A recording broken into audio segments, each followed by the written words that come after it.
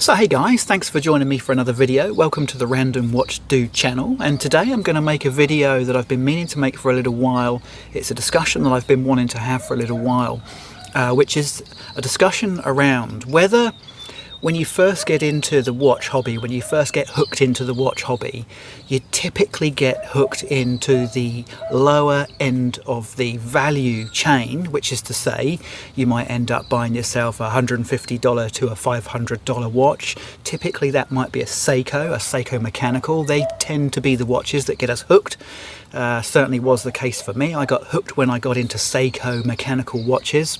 So the video I'm going to make today, guys, is the next step in terms of value. Once you've absorbed and immersed yourself into the world of Seiko, the next step typically is a lower end, I'm going to say budget, but it's not really a budget, is it? I'm talking about the lower end of the Swiss luxury watch market, because once you've experienced Seikos, once you've got yourself immersed and addicted to the hobby of collecting watches, at some point you're going to want to try out what a Swiss luxury watch feels like, and typically you may well start with one of the lower end brands in that scale of Swiss end luxury. And of course this is all relative.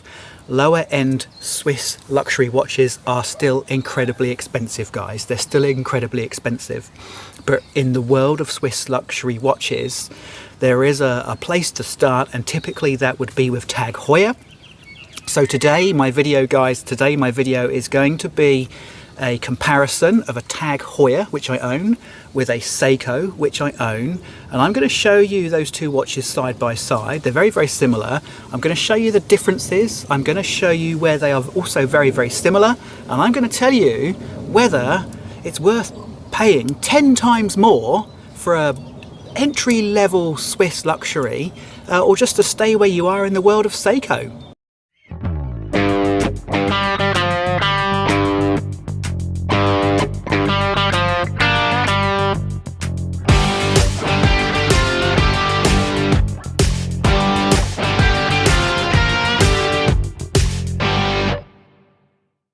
Okay, so here we are with the luxury entry-level Tag Heuer, and I'm going to compare that to a very nice Seiko, what they refer to as the 5KX. So here we have, guys, two very, very, on the face of it, similar looking watches, but they're in two very different price brackets.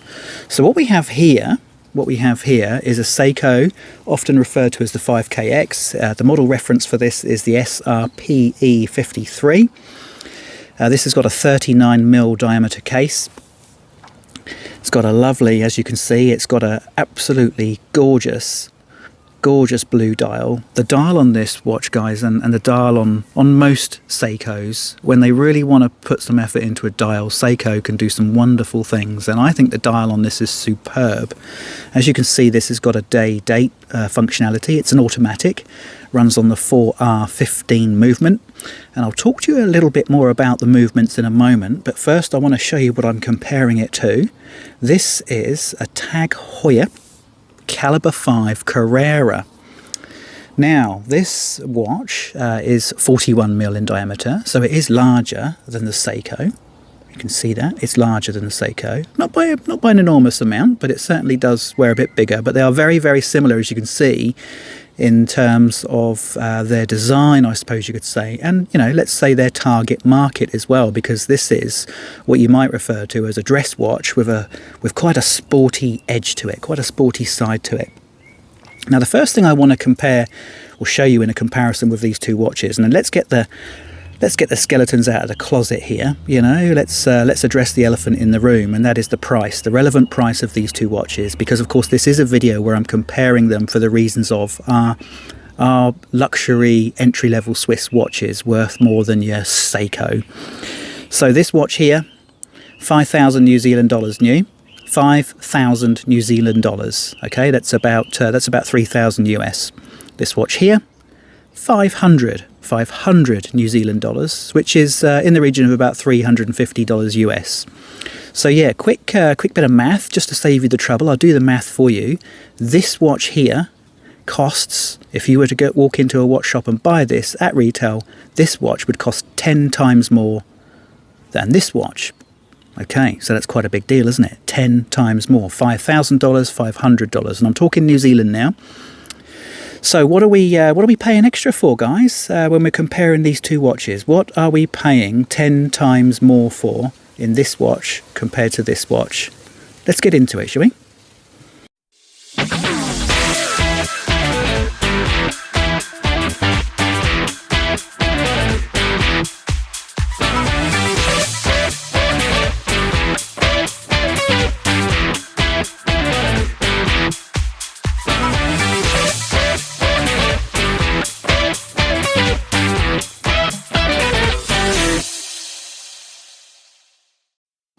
Okay, so I'm going to start with the dial. And as I mentioned earlier, the dials on these two watches are incredibly similar in terms of that blue. They both have a absolutely stunning blue sunburst dial. Now, if I were to compare these two watches, which I am right now, and say which has the best dial, honestly, it's an absolute dead heat.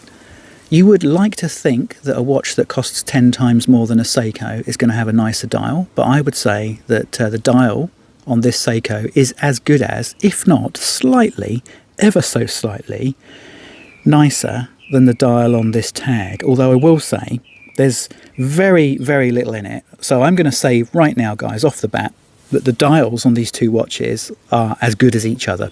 Absolutely as good as each other. So the other thing that I wanted to talk about, the next stage you get to, I guess, when you're looking at the dial, is the overall finish of the watch.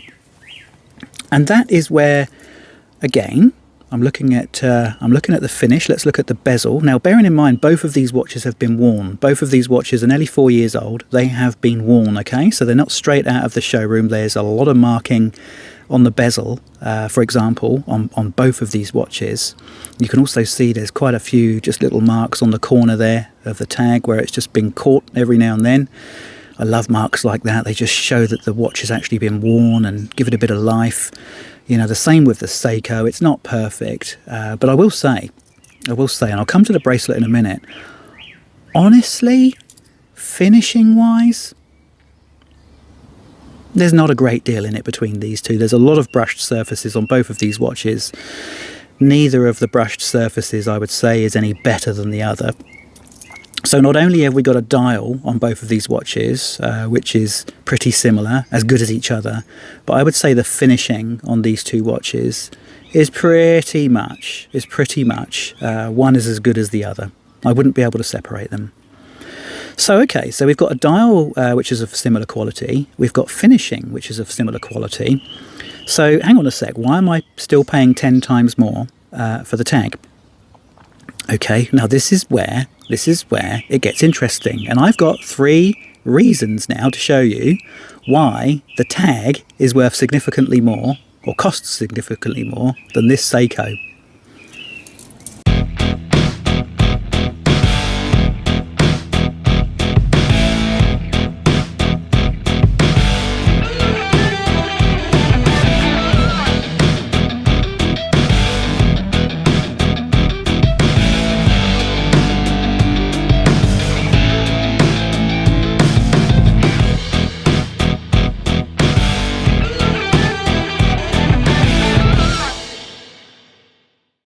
Okay guys, reason number one why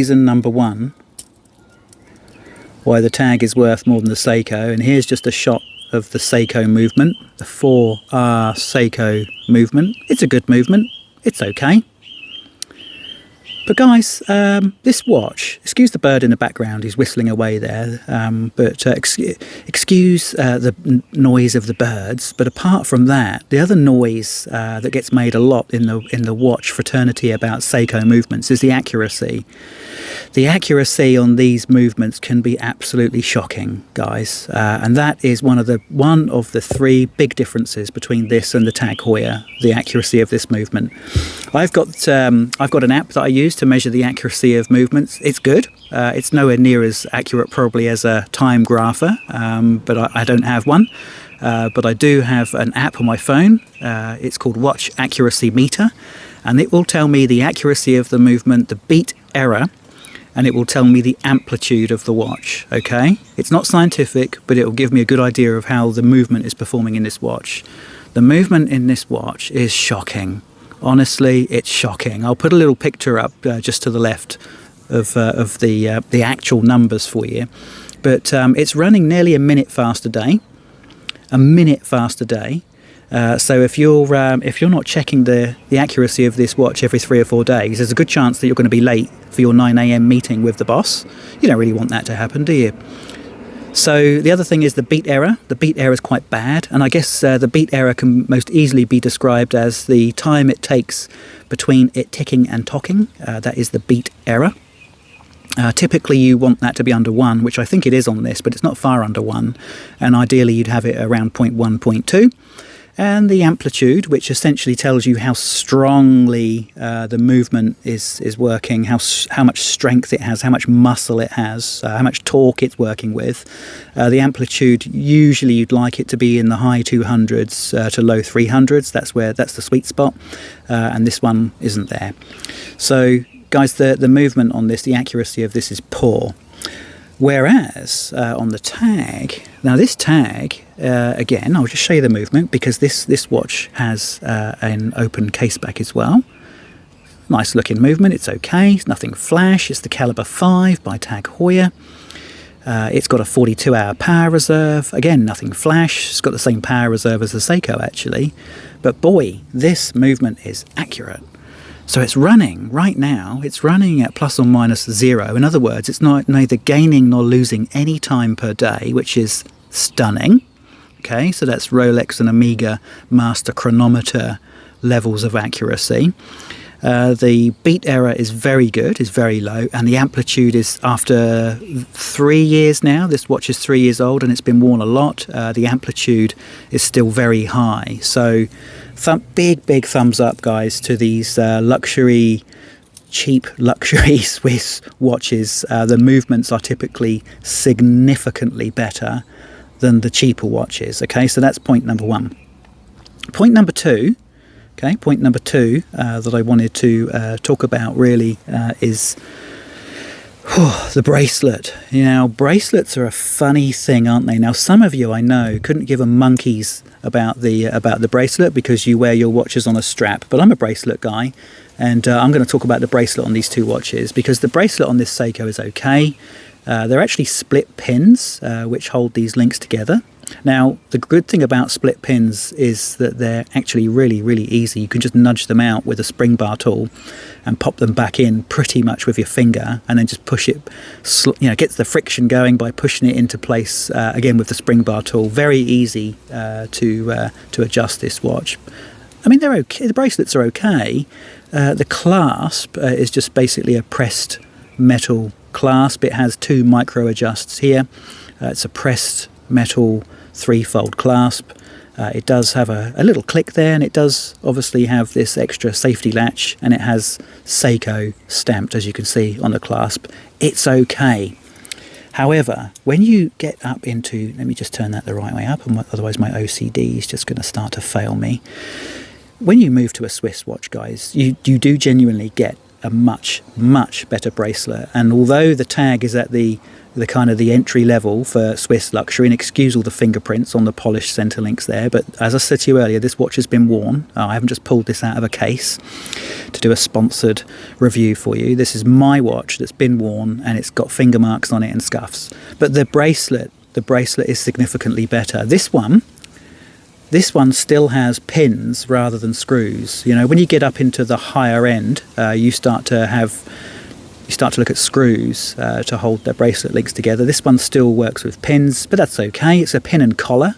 It's actually a lot harder to change the links on this compared to the split pin, because it's a pin and collar. But that's okay, because you only typically want to size it to your wrist once, and then that's it. You've got many years of not having to worry about it. How is this better then? Okay, how is it better? Well, it's a nice H-link bracelet. You've got, as you can see here, you've got polished center links and brushed outer links and brushed center link in there, so you've got the alternate finish. Okay, that's you might say, well, Mark, that's just a little bit of polishing, that's not necessarily better quality. But there are a couple of things I want to show you. One is the end links here are solid, whereas the end links on the Seiko are just a pressed hollow end link.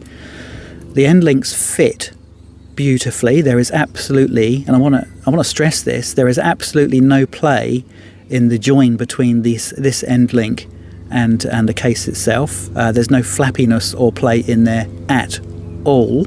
Probably just important that I show you what I mean by that. So I've just got the Seiko back up again. So you can see here that the end links on the Seiko are just pressed metal, and they're just got these little tabs either side which hold them in place. They're okay, but it does give the bracelet an overall feeling that it's less solid, you know, that it's less well made. So that's a quality thing there, and probably to a degree, you know, when you look at some of the vintage Seikos, like I do a lot, is these links here tend to loosen up, and the bracelet, the actual end link, can get really, really loose after a period of time. So, you know, the end links, let me just move that. The end links on the tag are solid, and they're really tight to the case. And the other thing is the clasp itself. Clasps are really important. If you've got a good clasp on a watch, you've got a really comfortable watch to wear.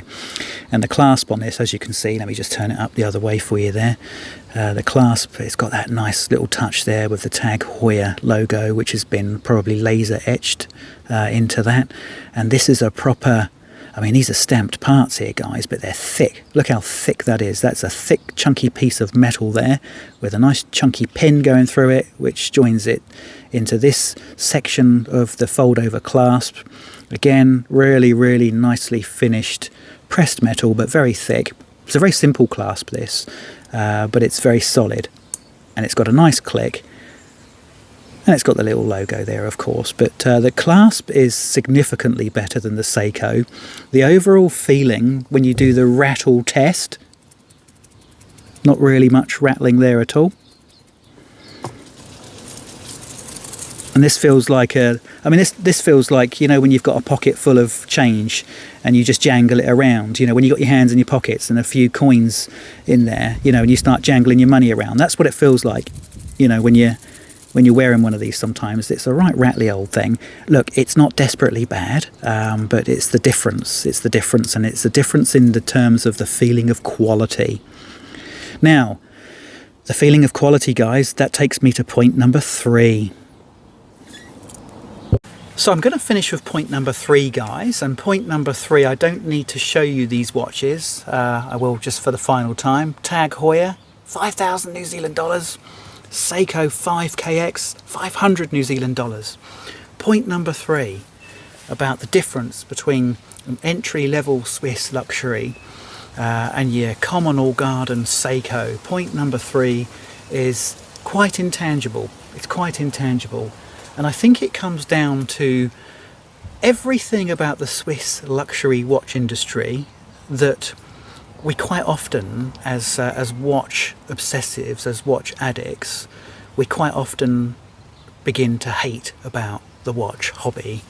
And that is the marketing, the hype, the compulsive desire to go and buy something really, really expensive.